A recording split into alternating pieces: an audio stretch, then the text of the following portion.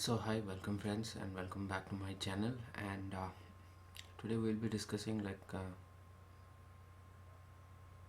what is the how your month is going to look like in October 2020. And it applies for half of the October month because actually our months, we think they start from 1st to 30 or 31st or 28, but that's not the case. Astrologically speaking, actually, we should consider the moon phases actually. So that's what I am taking into consideration here. And so actually technically this applies from mid September to mid October.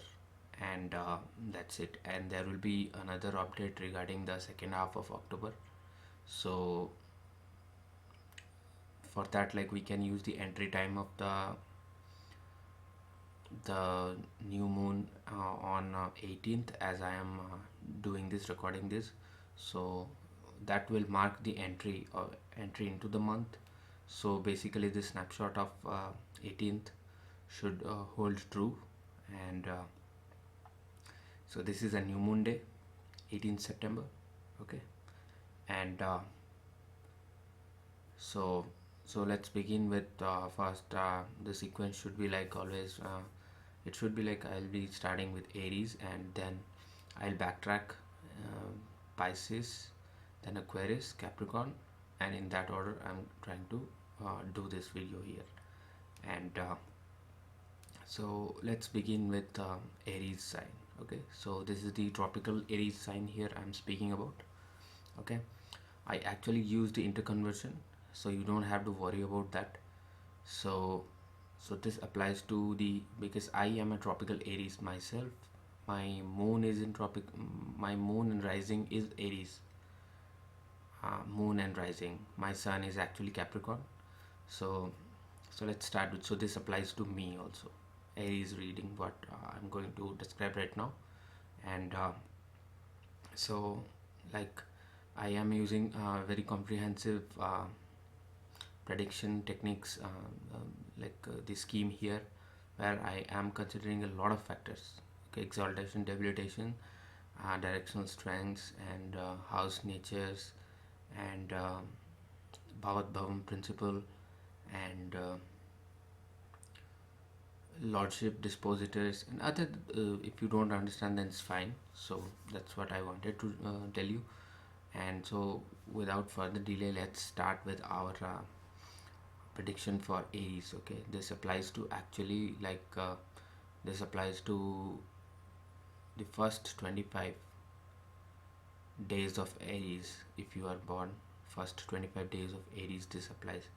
If you fall in the last 5 days of Aries, then you can use these readings. This reading also you can use, but it should be better for you to use the next science reading. Okay, so that's one thing. And so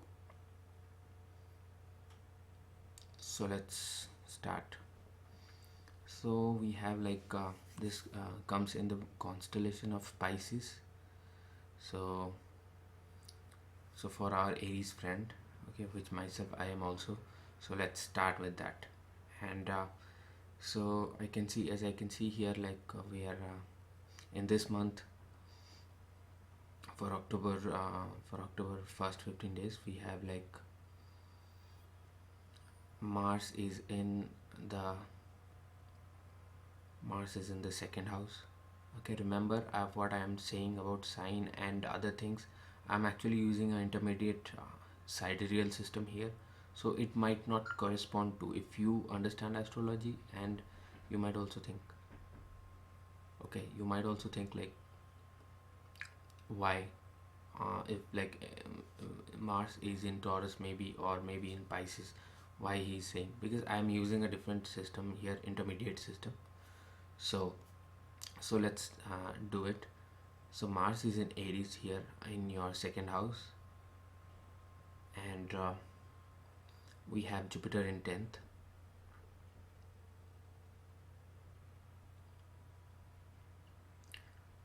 The the node transition has not yet taken place. It is going to take place, but I think for most of October we still have the existing node energy is there. It will not fully close until the next new moon on October, mid October. So you should consider this as north node in Gemini, south node in Sagittarius. So let's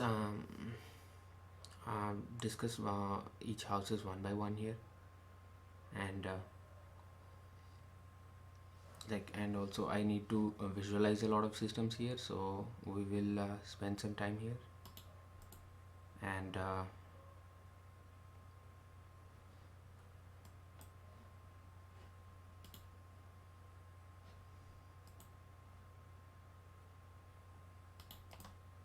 okay, so starting with your first house here, your first house is seeing a lot of connections. First house is also like uh, aspected by Saturn here, and Mercury and Sun are also. So you have the aspects of Sun, Mercury and Saturn on your first house, and Sun and Mercury are in your seventh house, directly opposite the Ascendant sign, and Saturn is in the from the 11th position. Saturn is throwing an aspect here, so it might mean like this month is going to involve working with other people and intellectual discussions, projects, academic projects, and presence of Sun there also means that you are also going to be highlighted a lot in groups, and that will be the theme will be around communication, um, intellection, those kind of things. So seventh house is highlighted. Seventh house aspect is on the first house, and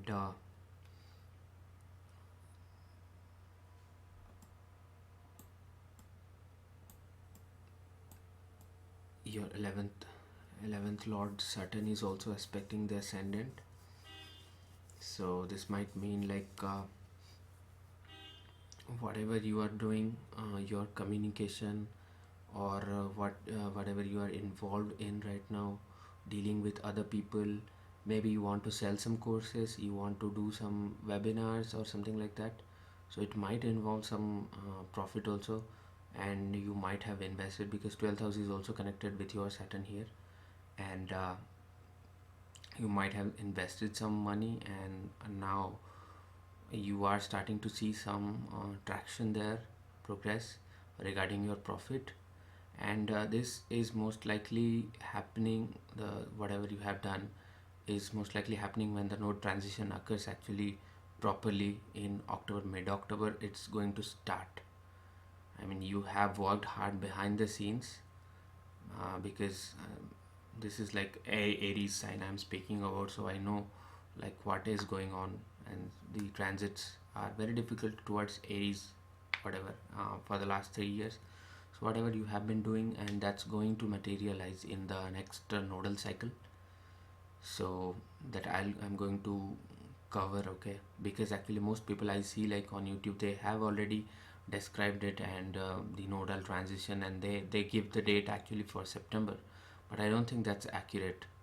The September energy is even if the nodes have will cross on 21st, 22nd, they are going to cross the signs, but it will not be felt until the trigger is provided by the sun and the moon, which are the main entities. Of course, for any like timing, we have to consider these two forces. And so that's regarding your sun, moon, and Saturn. And so these are actually coming this is going to come out really well. Because why? Because Jupiter is in your 10th house. It's easy in your 10th house. You don't have to worry about Jupiter, like, at least for the next 15 days. So this is there. Okay. And because it will not be too long when Jupiter crosses over, so it's providing you the like blessings for your 10th house of careers. And then regarding these kind of things, the next important aspect that is being thrown by is Mars. From the second house, Mars is throwing the aspect. And of course, Mars is an own sign, Jupiter is a known sign, Saturn is a known sign. I mean, Saturn is a known sign, but Mars and Jupiter, they are in their what is called the multicone sign. It's a step above the own sign, so it's really good. And for the entire month, you have Venus in Cancer, which is like the natural point of natural place of directional strength for Venus. Venus is very happy in Cancer, there's no problem. But for you, it happens in your fifth house. So Venus in fifth house is not bad. Mars is aspecting the fifth house. Mars is aspecting the ninth house. And of course, Mars is aspecting the eighth house here. Okay, so if we are going to talk about eighth house, it is being aspected by Rahu, Mars, and Saturn. Okay, Saturn is aspecting it from the 11th house.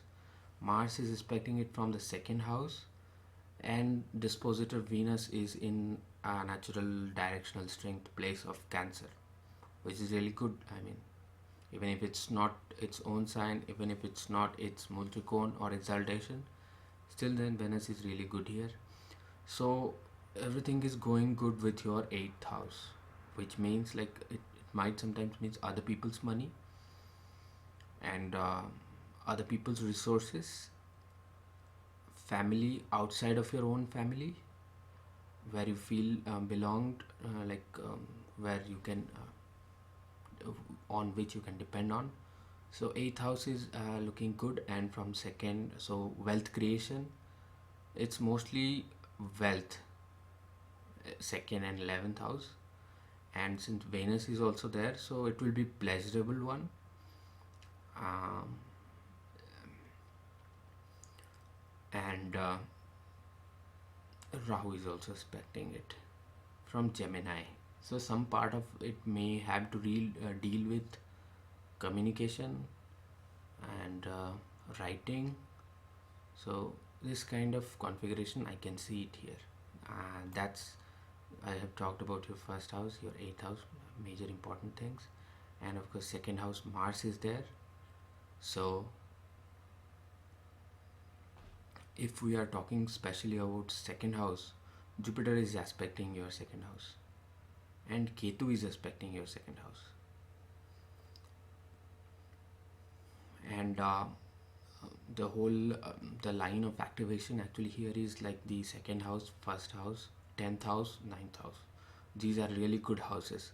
There is a synergy between the second, first, 10th, and ninth. And these are all of these are really like first class of houses, really good houses. These are all being activated right now.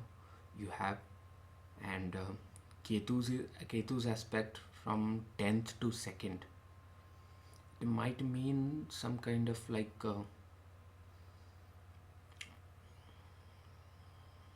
and Ketu also behaves like Mars, so it might indicate some kind of but yeah, then Jupiter's aspect is also there. So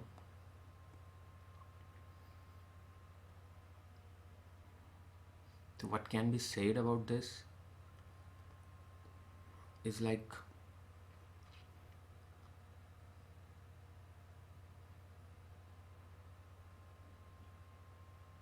it's like your career, it actually links your career with your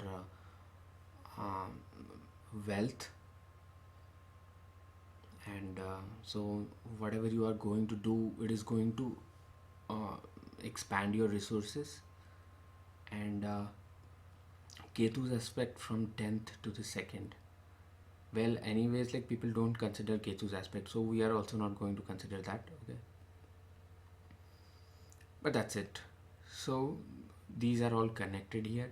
So you will find the important thing here is that you will find the support of luck in your career and in every field of action that you do, because this also links to your first house. So whatever you do, everything, whether you may be suffering from some disease, you may have some debt, you may have some enemies, 6th house, or you may have some addiction, 12th house, whatever it is, this period is really good here. It's going to help you. You have the force of luck behind you. So this is about your first, second, fourth and 10th, for yeah, first, second, 10th and 9th house. That's about it. And let's talk about your third house. Third house, dispositor is strong, and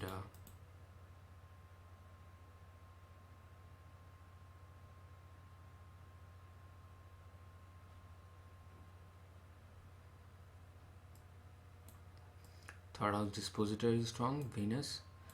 And so this is like, and the next month Rahu is going to transit into your third house, which is also again very good. So this is a relatively better period before that. Okay, this is also good period. The next one is also, so it's making way for a good third house. And third house is a great house to have. It's a very important house. It shows your efforts. So what this means is, like, if you are in some kind of design field, you may be now putting your efforts into that, into a career in design. And like, you are really enjoying putting your efforts right now. I mean, you may seem to be in a flow, because the Venus is in directional strength. So you may feel like your efforts are in a directed manner, and it has all the good qualities of Venus, Cancer, so those kind of thing. So that's about your third house. And then coming to your fourth house. Your fourth house is like, and your fourth house lord is also exalted. I think it's not exalted, but yeah, it's in Virgo. Okay, it's not having the directional strength. Okay,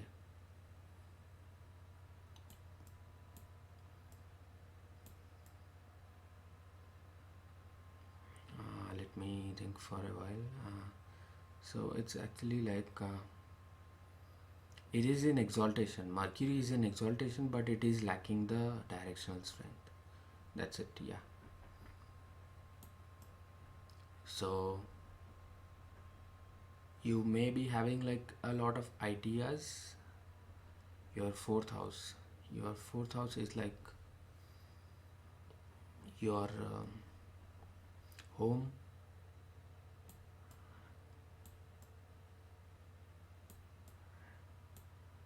and the place that you call home. So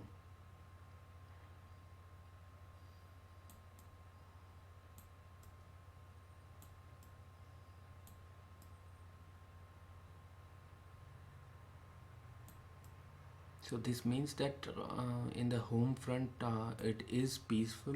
I mean, it is good, relatively good. Mercury is exalted. Okay. Also, Mercury is the lord of your, and of course, like, Jupiter's aspect is there on the home, home part. Of course, like, Jupiter is in Multicone. Jupiter is in Multicone. It is aspecting from 10th house, and your fourth house lord is himself exalted, not having directional strength, but it's exalted. So what this means is, like, you may be doing work from home, you may be doing some intellectual work at home, or as the other configuration I told, you are like maybe an entrepreneur or a writer or a scientist or a designer, and you or something the career has to do with your home and intellection, communication, research, and those kind of works. And you have like that's the link with your home part. And but since Mercury is Nishbali, not having directional strength, what happens is like you may feel like you're unable to execute your ideas, or you are not able to utilize your home environment, or the solitude. Fourth may also signify solitude, but yeah, since that may be the case, but whatever it is, the benefic aspect of Jupiter is there, so it will not be a big struggle at all. It will not be. And that's about your fourth house. And then coming to your fifth house, your fifth house is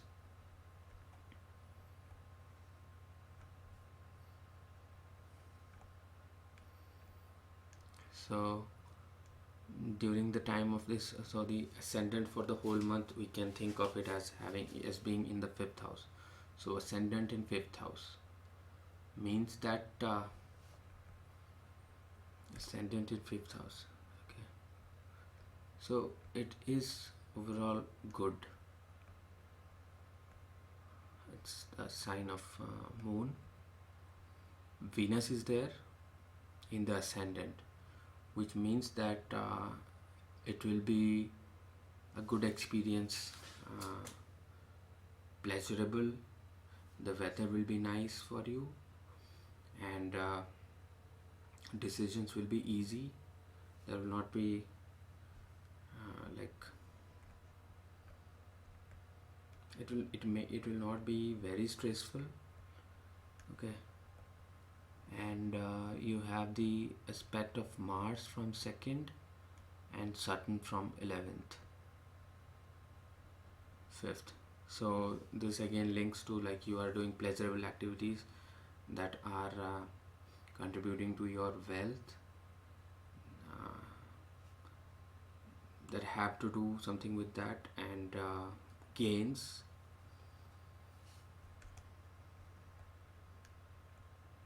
And so you will feel nourished, there's no doubt about that. And coming to the sixth house, sixth house, again here you have the benefic aspect of Jupiter coming to your sixth house. The lord of sixth, Sun, is in seventh house, and so your sixth house is connected to your first and 10th house. What this means is that you might encounter some opponents or enemies at workplace, whatever you call it, a career, like in college, maybe in workplace, or the place where you, yeah, that's what it is. You may encounter them, but Jupiter is in 10th, so there will not be any problem. You will emerge victorious. Jupiter's aspect is there on the Sun's sign, and that's about your so this may also translate to like if we talk about diseases.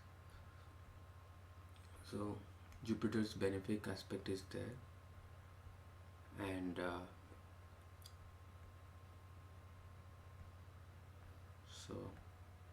so it's better, yeah. And it also connects to your ascendant, since Jupiter is also involved here. So you have, if you had any diseases, they are going to you are going to see some improvement in them, in the diseases. And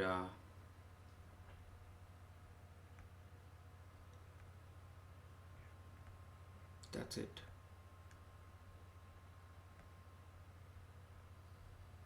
So actually the if we are going to discuss it in more detail here, since the Lord is in your seventh house, and seventh house is again like having Mercury is there in exalted form. Mercury is in exaltation, and Moon is in Cancer, which is its own sign. So definitely uh, you are going to get good treatment. And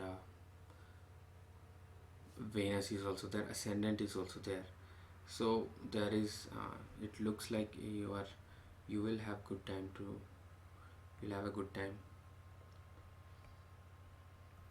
So that was regarding the diseases and all. And seventh house I have already discussed. It will involve females, since Venus and Cancer, Venus and Moon there. So this is like fourth house is also linked to your seventh house. And you may be studying from home, work from home is there, studying, or any group activity that you are doing from home. And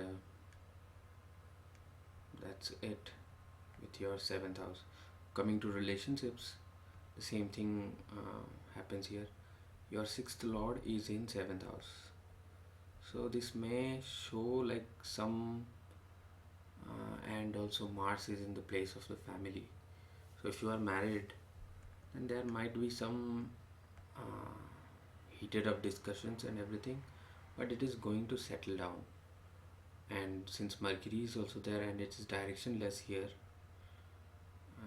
so yeah, it, there will be misunderstandings with groups, with partners, life partners. There will be misunderstandings. Yes, that's it. The misunderstandings will be there, but the link with Venus and Moon, that's going to help you. That's going to help you. And your there are no aspects to your seventh house. Okay. Yeah. So that's it. So you have to take care about that in your relationships. And eighth house I've already talked about, other people's income and resources. Coming to ninth house I have already told, the first, second, 10th, ninth. Okay, ninth house.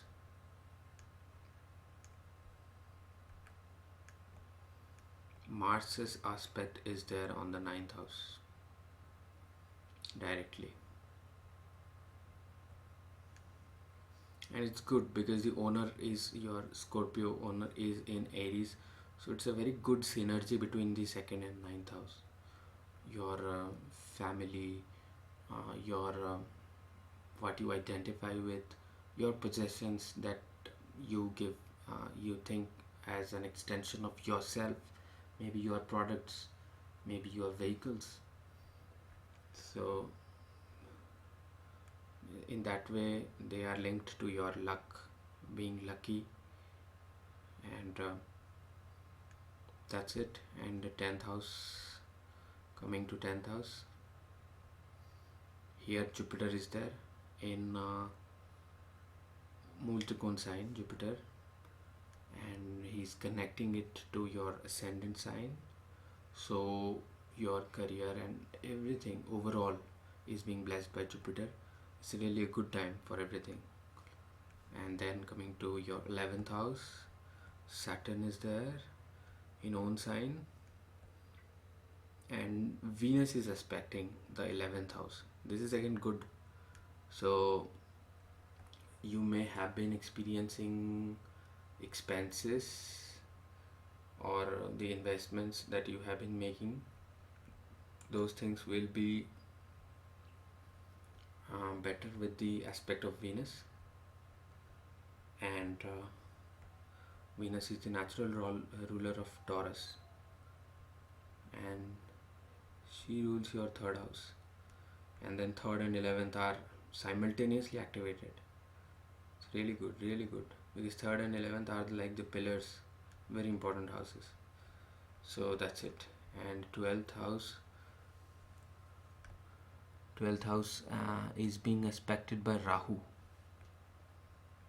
Okay, so Rahu is expecting it from fourth, which means that uh, you may have to deal with some certain addictions at home, and